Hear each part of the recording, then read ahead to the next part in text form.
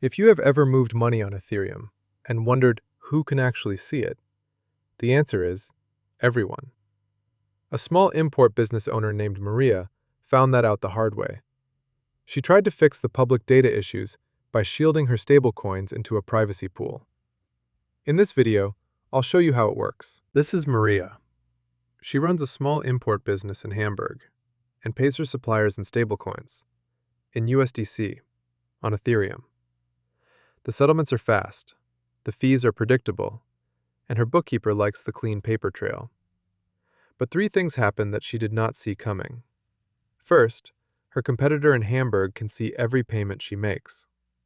Wallet addresses are public on Ethereum, and her transaction history is sitting on the Block Explorer, where anyone can scroll it. Second, the supplier's bank gets nervous about a large incoming transfer and freezes the off-ramp for 2 weeks. Third, her own bookkeeper accidentally shares the company wallet address in an email thread. And now external partners know exactly how much Maria spends on inventory each month. So Maria asks the question that you would ask. Can I move USDC the same way I move cash, where the transfer happens, but the world does not get to inventory my business? The answer is a privacy pool. Let's have a look at this picture, which hopefully makes the rest of the video easy to follow. Maria sits on the left. She shields 5,000 USDC into the pool. Inside the pool sit 4 things: a note, a commitment, a nullifier, and a Merkle tree.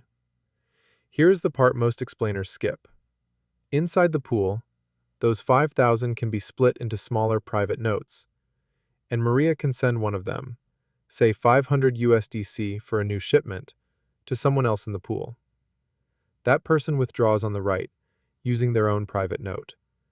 To anyone watching from the outside, it is unclear where that 500 came from. With enough time between actions and enough other people in the pool, the origin is completely hidden. The dashed line below is Ethereum. Ethereum sees the money going in and the money coming out.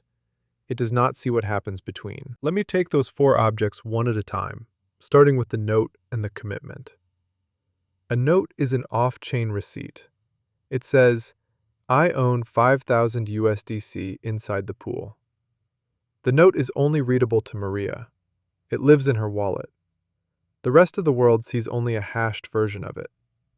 That hashed version is the commitment, which we will talk about next. A note can hold many things. For example, an amount, an owner, a random value called blinding, and the actual token. The commitment is what shows up on chain instead. It is the Poseidon hash of those 4 values, packed together. The note keeps the contents that Maria wants to hide. The commitment is what anyone watching the pool gets to see. Anyone can see it. Nobody can reverse it back to the note. This is what we call a sealed envelope. Now we hit a problem. The pool does not know what is inside any note. So how does it stop someone from spending the same note twice? This is where the third object comes in, the nullifier. Think of it as a one-time stamp that gets dropped into a public bin when Maria spends her note. The pool keeps every stamp it has seen, and a new transaction with a duplicate stamp gets rejected. The nullifier is like a nonce. Once used, it cannot be used again. But this gives us another problem. The way the pool stores the nullifier might leak information about the note behind it. And this is where the 4th object comes in, the Merkle tree. The Merkle tree proves that Maria's commitment is actually in the pool, without revealing which one it is. Maria's commitment sits at the bottom, marked in coral. She gives the pool a short path of sibling hashes that lead up to the root. The pool verifies the path without learning where on the tree Maria's leaf actually sits. Now I want to put the 4 objects together in one transaction. Maria decides to shield 5,000 USDC. Her wallet picks a random blinding number, so 2 notes for the same amount do not collide. The wallet hashes the amount, the owner, the blinding, and the token into a commitment. The wallet sends a shield transaction to the pool contract. The contract pulls the USDC from Maria's address, inserts the commitment as a new leaf in the Merkle tree, updates the root, and emits an event. Maria's wallet listens for the event, decrypts the note it stored, and from this point on, the only way to spend the note is to prove ownership inside a zero-knowledge proof. Anyone watching the Block Explorer sees 5,000 USDC moved into a pool contract. That is all they see. Now Maria's note unlocks the rest of the pool. Inside it, she can transfer part of her balance to someone else, or withdraw out entirely. Both go through what is called a transfer circuit. Say Maria wants to pay her vendor in Argentina 500 USDC for a new shipment. In a privacy pool, a note is spent all at once, so the 5,000 note gets consumed and replaced with two new notes. 4,500 ends up in a fresh note that Maria still owns. That is her change. And 500 ends up in a note owned by the vendor. The old nullifier gets published, the two new commitments enter the Merkle tree, and a zero-knowledge proof guarantees the inputs and outputs add up.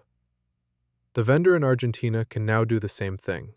Split it further, transfer it again, or withdraw out of the pool into public USDC and cash out. To anyone watching Ethereum, the chain between Maria, the vendor, and the final cash out stays hidden. That is the four-object spine of every privacy pool on Ethereum: a note, a commitment, a nullifier, and a Merkle proof. The post draws all four together at the top, and if you want to read along with the math, the full Part 1 is on the Permissionless Technologies blog. Next time, I want to walk you through what actually happens inside the zero-knowledge proof Maria sends when she withdraws.